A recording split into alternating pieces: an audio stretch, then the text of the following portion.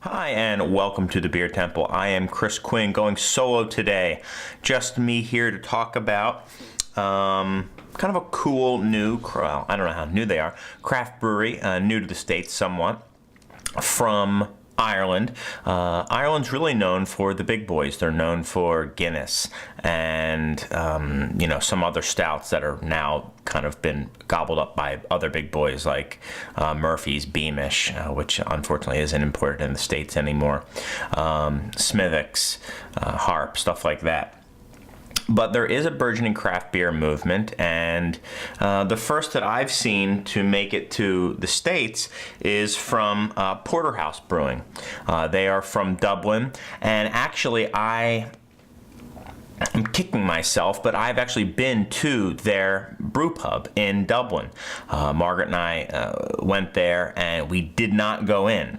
So thinking back, I'm like, oh my gosh, I can't believe I was in Dublin and I saw Porterhouse Brewing and I didn't go in. It was in Temple Bar neighborhood, a very touristy area. I wasn't sure the feel for it, so I should have just gone in and had a darn beer, but I blew it. Anyway, now I can try them here. Porterhouse Brewing's been around for a while. Kind of interesting. It seems like more of a bar franchise who started getting into brewing. Like they wanted to get into really good beer and then started brewing their own.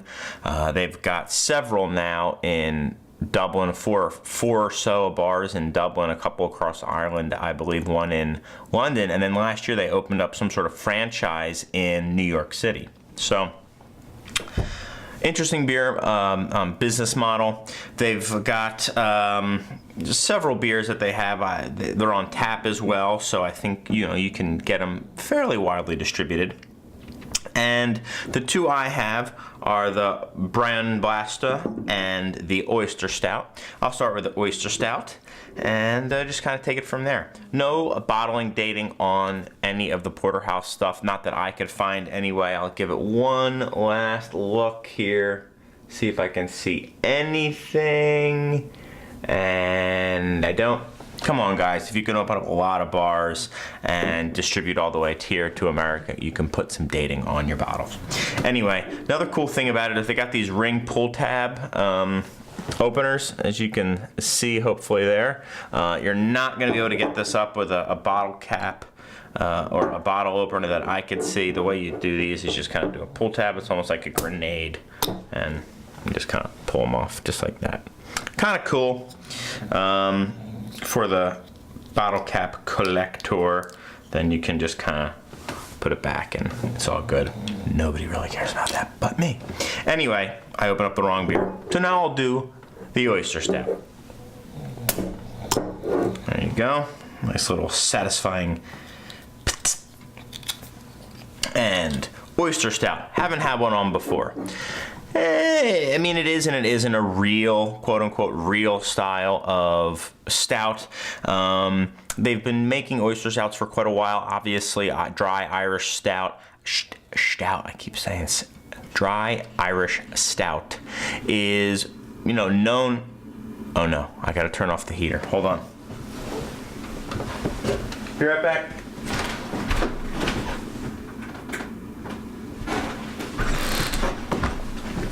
He was about to kick on. Sorry about that, guys. We're nothing if not professional. So Irish stout has been known to go with oysters. People have been eating stout and oysters for a long time. There's actually stout and oyster fests. So at some point, someone decided to just put them together and brew a stout with oysters in it. Now, there's a couple of them out there. Marston's makes one out of England. Obviously, Porterhouse does as well. And Flying Fish from New Jersey had a oyster stout that I knew of. Sometimes they do actually add oysters to the beer a lot of times. Sometimes they do the shells. Sometimes they just do the actual oyster meat. I kind of like, sometimes you can get like that minerally flavor from them, from the actual shell. But let's see what we can get here. Not cheap, these beers. These cost me about $4 a pop. They're the 11.2 ounces. And I'm already getting some interesting smells from here. Pretty beer. light by what we would consider stout standards. It's got like it's dark, and it probably looks black to you, but in reality it's a really dark ruby, like a dark, some of those Doppelbocks I was looking at a couple episodes ago.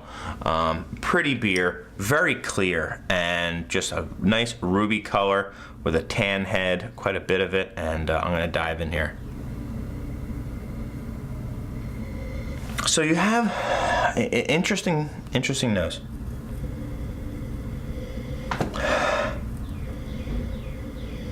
So there's a lot going on. Of course, you have the chocolate and the roast. You're also getting some sort of herbaceous, almost like aloe, licorice, stuff like that. A little bit of that umami, meaty character, soy, a little bit hinting towards that. And you know what? I mean, maybe it's just my mind playing tricks on me, but I could see a little bit of kind of like a briny character as well. No hops to speak of. Complex nose. I really dig what's going on. I'm just going to look and see what's going on here. Aromatic character from the Golding hops. Okay. Fresh oysters added during the brewing process. Okay. Interesting.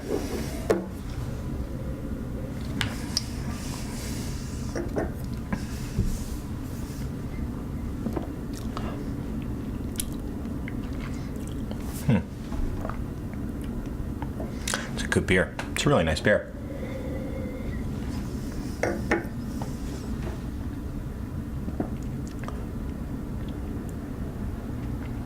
Okay. First thing I'll say, and I shouldn't start out with it's not a negative. Most people would not consider this to be a stout. Not most American craft beer drinkers, especially the ones who are now used to all these big imperial beers, the Russian imperial stouts and stuff like that. Just check on my dog real quick. Make sure he's not gonna like rip out the, yeah, okay, he's fine. Yeah, so most craft beer drinkers are thinking big, heavy. This is light. I mean, this is maybe even light by porter standards. Maybe like a robust brown, something like that. I'm not going to really get into it too much. It's got a wonderful creamy texture. It's got a good amount of carbonation on the back end, and a good bit of that hop bite as well. You get a bit of a bite from the roast in the malt, and also a little bit from the hops.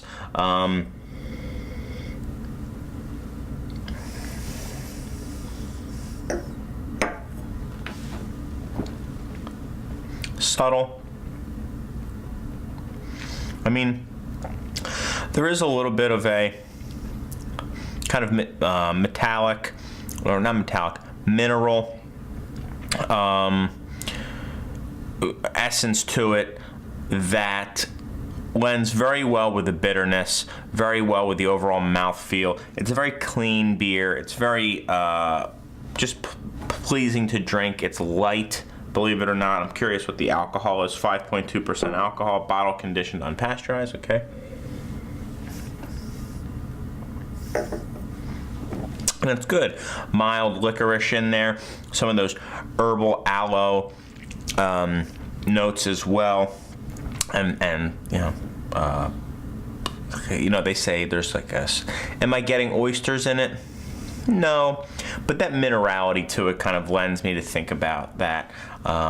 Solid beer. I'm going to go 91 with this beer. I like it. I think it's a good beer. Forgot to bring anything to rinse with, but there we go. Moving on from the oyster stout to the Brian Blasta. And it's funny, I was looking this beer up online just to see what kind of beer it was, and it was called Brain Blasta, B-R-A-I-N. And I was like, oh, okay, that's weird. I thought it was something like Brian Blasta. And I looked and I was right. I was like, okay, here it's B-R-A-O-N, B-L-A with a little thing over the A, S-T-A. And I read the back of the label as I was sitting down here to record, and it's the Irish, it's the Gaelic language version of the beer. And even on their own site, they have it on, it's an American site, as Brain Blasta, which I think is kind of weird that they would do that, because Unbryan Blaster, which is what it's called. It's Unbryan Blaster, means the tasty drop in Irish, and they made it become Brain Blaster basically. Because I guess that sounds like a craft beer, but it means nothing. Like, they just sound the same. They don't mean the same thing at all. Just call it Unbryan Blasta. I think that's awesome. You guys are talking about how you're 100% Irish, so have the Irish language on there. This beer is going to be a little bit bigger. It's 7% alcohol, and it says not to be taken lightly. Hoppy, fruity, big. Looks to me like it's just kind of a general strong ale, not necessarily a IPA or anything like that. Quite foamy. I got a guest coming in right here. I can hear her at the door. Enemies at the gate, so to speak. That's fine. Come on in. Wonderful clarity on both these beers. Hey, copper, amber, just lovely. Lovely color to it. A lot of carbonation, big kind of frothy head. All right, so a lot of those more resinous and dark hops here, but big hop character. It's got kind of like a sticky, resiny, piney, woody flavor to it, and maybe some dried herbs as well, and some malt underpinning to it.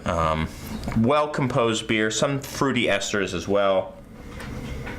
A little bit of like a dried red fruit, something like that. But tastes pretty nice, or smells pretty nice.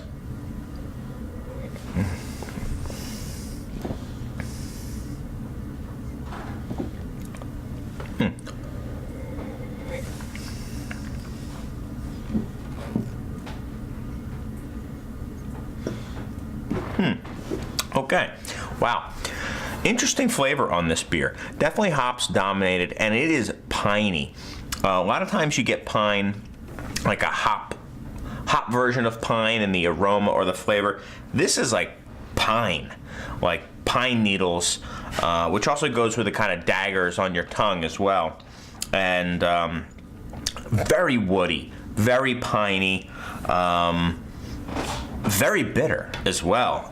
I don't know how old it is, but it's certainly a bitter beer.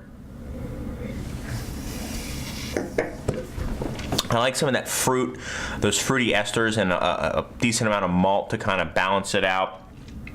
But it's got a bit of an astringency at the back end. It's kind of drying my mouth, and it's pretty darn bitter as well.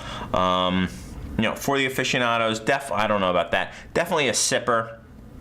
You know, it kind of reminds me of maybe an Irish version of Arrogant Bastard, something like that. Good beer, decent. Don't like it nearly as much as the Oyster Stout.